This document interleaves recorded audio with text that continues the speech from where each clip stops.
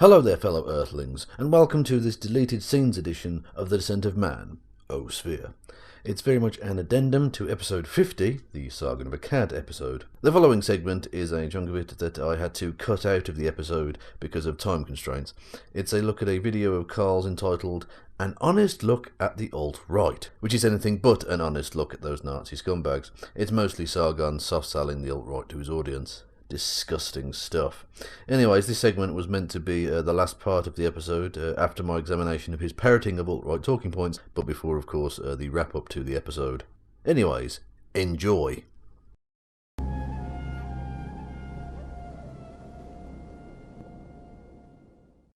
The phrase alternative right was coined by Richard Spencer in 2010 and has become an umbrella term to describe a neo-reactionary movement to push back against progressive domination of political and social spheres. Progressive domination of political and social spheres? I mean, what the fuck are you talking about? And this is the thing, Sargon, you agree with them on this, don't you? So we couldn't even get through the basic fucking introduction to what the alt-right is without Sargon slipping in a fucking insidious lie, propping up the alt-right, making out like they've got some legitimate grievances. It's just fucking pathetic. This puts the alt-right outside of mainstream conservatism, which is dominated by left-wing philosophies on the subject of race, nationalism and gender relations. Conservatism led by left-wing ideas. I mean, just when you think Sargon can't get any more dishonest, he always manages to up his game. In many ways, the alt-right seems to be a reaction to the lack of conservative doctrine on subjects dominated by left-wing points of view.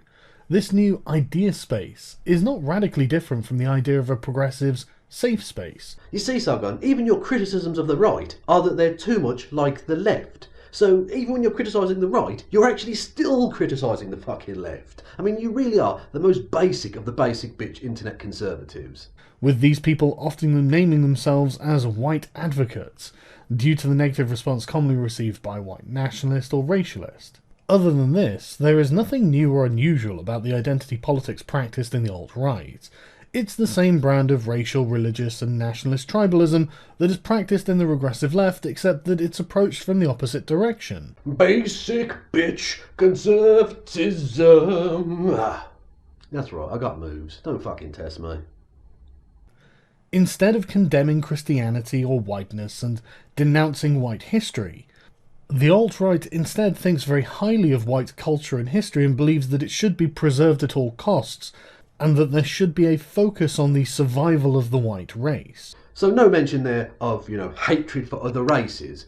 I mean, do you remember the fucking title of this video? An honest look at the alt-right. Yeah, well, this couldn't be any more fucking dishonest. 2. White genocide. Okay, so Sargon does an okay job of tackling this one, even though it's the lowest of the low-hanging fruits, other than a really weird bit where he starts playing a montage of Marxist professors, because of course he fucking does, and at one point plays this random Jewish woman going on about multiculturalism or something, which is might be seen as like an allusion to him backing up the alt-right's bullshit, which is sort of one of the central ideas of this video, is that that's what he does. He's a propagandist. But other than that, he actually tackles the point reasonably well. So we'll just move on to the next one. 3. Race as culture. Almost all of the alt-rights believe that there are certain types of high-level advanced cultures that are capable of being created and sustained only by certain biological groups of humans.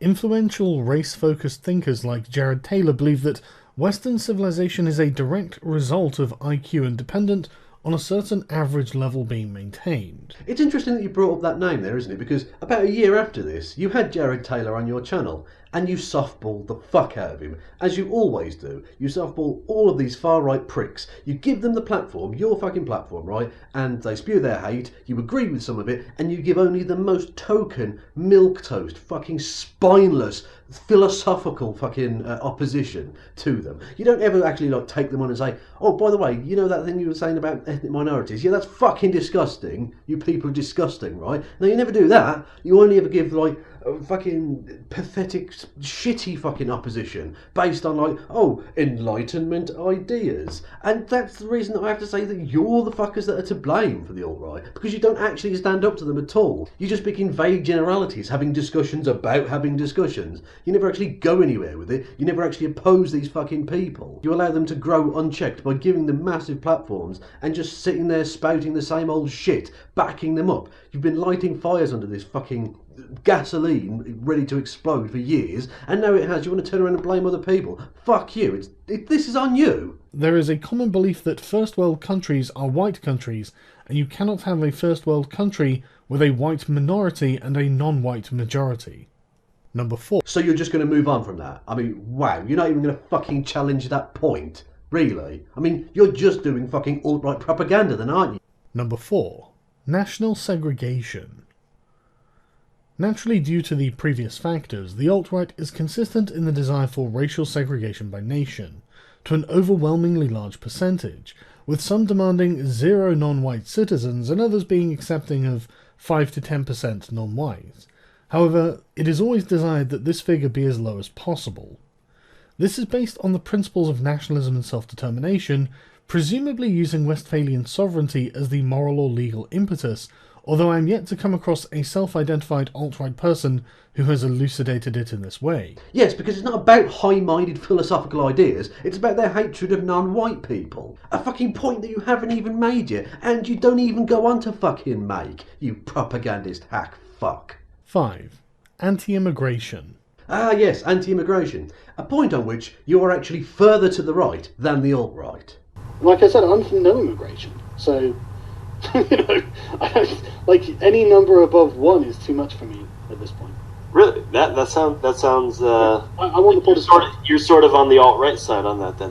No, you guys are for white immigration. Holy fuck, you guys are cucks when it comes to immigration compared to me. So let me get this straight. Your critiques of the alt-right so far have been that they're too much like the left, and that they're not far enough to the right on immigration, on which they are, you know, very, very far to the fucking right. Why so left-wing, Sargon? 6. Collectivism. Ah yes, collectivism versus individualism. An absolutely meaningless fucking dichotomy which isn't really, you know, definable even within Sargon's own oeuvre, where collectivism and individualism can mean basically whatever the person wants them to mean. And indeed, the dichotomy of collectivism versus individualism is very much the calling card of the basic bitch internet conservative. Way to go, Sargon. 7. Authoritarianism. The alt-right contains a strong current of authoritarianism. Yeah. Moving on to the next one. 8. Traditionalism. The alt-right is broadly traditionalist, with almost all adherents being traditionalist to some degree. Indeed, and in fact actually one of my favourite pieces of nonsense from within inside the world of the alt-right are the traditionalist women that are very much pushed to the front of their movement, virtually all of whom are unmarried and without children. Ladies, you really ought to look into what the definition of traditionalism actually fucking is. 9. Anti-Enlightenment Values. There is a distinct strain of thought within the alt-right that objects to concepts produced or valued by Enlightenment thinkers, either in part or in whole. Yeah, there's Sargon harkening back to his rampant wankfest bromance with old dead philosophers. And whilst what he says has some point to it, I think you already get the point, so let's move on to the next one. 10. Religion. Most in the alt-right consider religions other than Christianity, especially Islam, to be an enemy outgroup. Much like you do now, Sargon, actually. I mean, it's almost as if you've lurched horrifically to the right or something. 11. Homosexuality and drug use. Homosexuality and drug use, you say? Just a good Friday night as far as I'm concerned. Degeneracy for the win.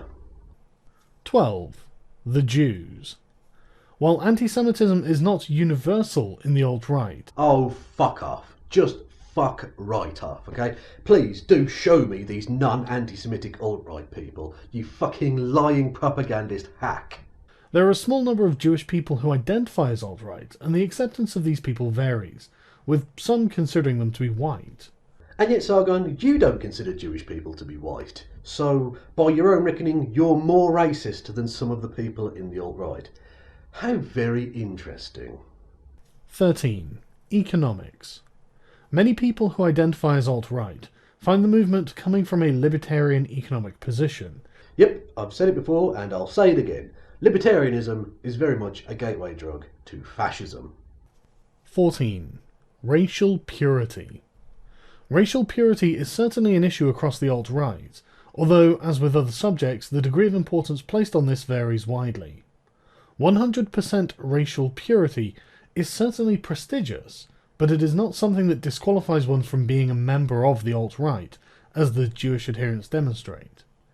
Racial purity is more likely to be used as a method of pride or a source of mockery towards any individual of unusually pure or impure ancestry. I have been informed that there are apparently one or two black individuals within the alt-right, although I have not seen any evidence of this. If you've seen no evidence of it, then why the fuck are you parroting it back to us now? Oh, sorry, no, because you're trying to soft sell the alt-right to us because, you know, you're pandering to far-right scum for your own financial vested interest. Yeah, I forgot about that.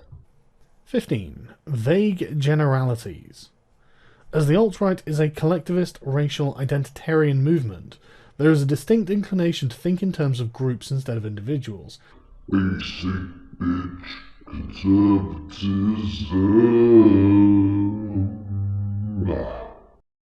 16. Feelings are important.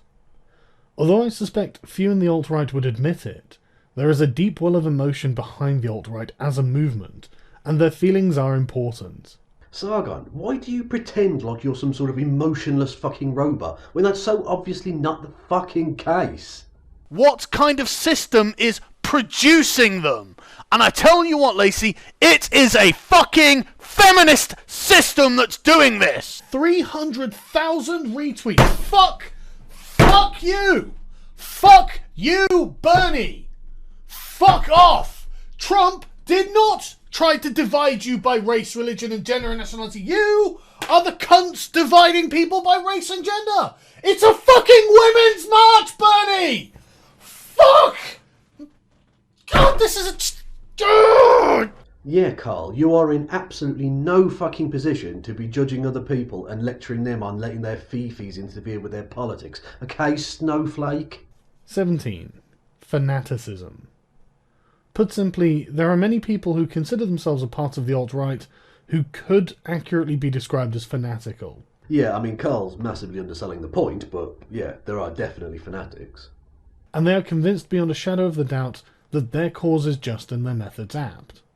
Functionally, these people are no different to social justice warriors.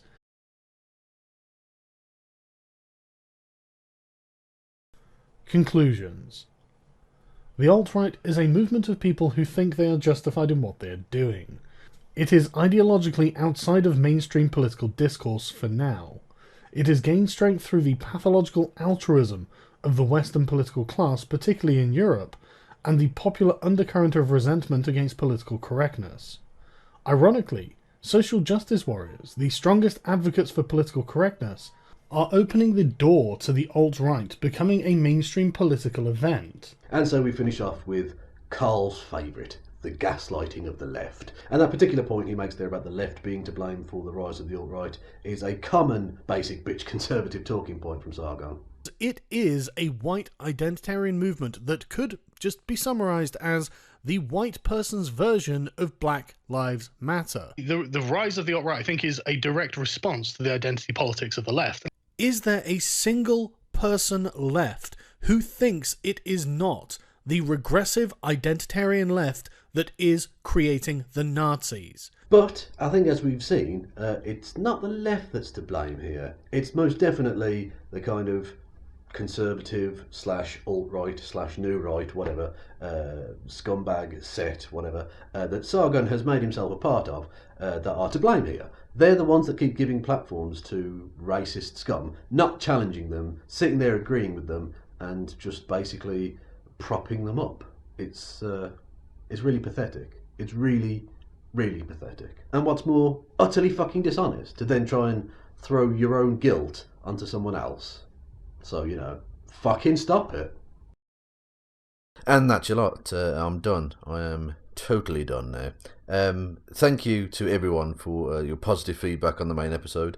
And most of all, thank you enormously to everyone for your support during the making of now 50 episodes of this fucking series. 50 episodes. I never thought we'd get this far at all.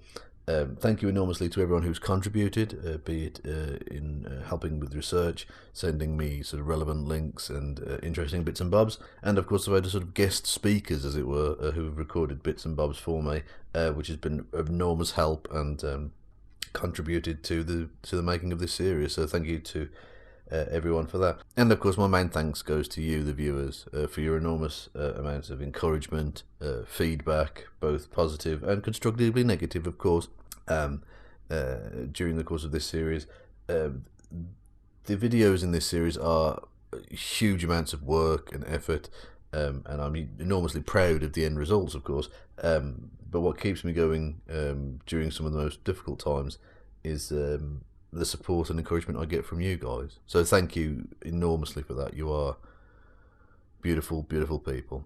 Yeah, and if you enjoy what I do here on this channel, you know, the usual YouTuber stuff, don't forget to rate, comment and subscribe. Click on the bell button so you get a notification of the videos and all of that, because apparently that's now a thing. And if you wanted to, and I don't mention it very often, but why not?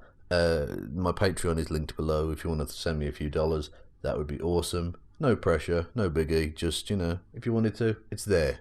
As indeed are all my other links, and Rory's Instagram page. So go and check all of those out. And I shall see you next time I see you, obviously. Otherwise, I mean, I can't see you before I see you. That would be fucking mental. What am I talking about, Kev? Shut up. Anyways, thank you all for listening and watching. Pip pip.